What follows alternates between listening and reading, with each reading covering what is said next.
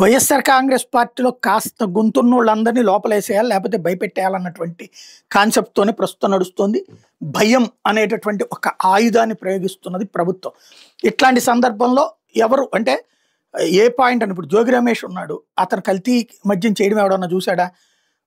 కల్తీ మద్యంలో దొరికిపోయినటువంటోడు చెప్పినటువంటి అతని చేత చెప్పించి జోగినేశారు. అట్లాగే ఇప్పుడు పేరుని విషయంలో చెప్పించి లోపలేయించే కార్యక్రమం ఏదో నడుస్తున్నట్టుంది.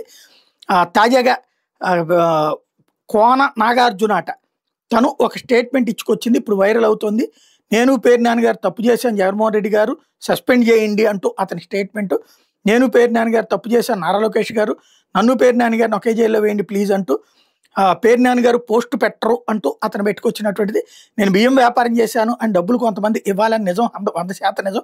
కానీ నేను బియ్యం కొన్నాను, పేరు నాన్నగారు రేషన్ బియ్యం గోడౌన్కి పంపించాను, నాకు పేరు నాన్నగారు 12 లక్షల రూపాయలు అప్పున్నారు, దయచేసి నా మీద కూడా కేసు నమోదు చేసి నా 12 లక్షలు పేరు నాన్నగారు ఇవ్వాలి.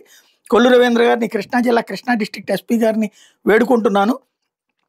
అంతేకాకుండా నేను ఈ వ్యాపారం చేసినందుకు నా మీద కూడా 6A కేసు ఫైల్ చేయాల్సిందిగా కోరుతున్నాను. కానీ బియ్యం ఎలా వ్యాపారం చేశామంటే వార్డు కార్పొరేటర్లు ఇన్ఛార్జీలు అందరూ కలిపి కొని పేరు నాన్నగారికి అమ్మితే ఆయన కాకినాడ మీద ద్వారంపూడి చంద్రశేఖర్ రెడ్డి గారికి అమ్మి ఆయన నానిగారు కలిసి విదేశాలకు పంపి డబ్బులు సంపాదించేవాళ్ళు. దయచేసి నానిగారిని నన్ను ఒకే జైల్లో వేయాల్సిందిగా కోరుతున్నాను. మళ్ళీ దొంగ ఇళ్ల పట్టాలు కూడా నాకు ప్యాకేజీకి అప్పచెప్పారు. ఇందులో అధికారులు తప్పేమీ లేదు. నేను పిఏ రఘు గారు కలిసి రాజముద్రలు వేసి ఇళ్ల పట్టాలు ఇవ్వడానికి ప్లాన్ చేశాం. దయచేసి ఈ కేసులో కూడా నన్ను పేరు నాన్నగారిని జైల్లో వేయాల్సిందిగా కోరుతున్నాను.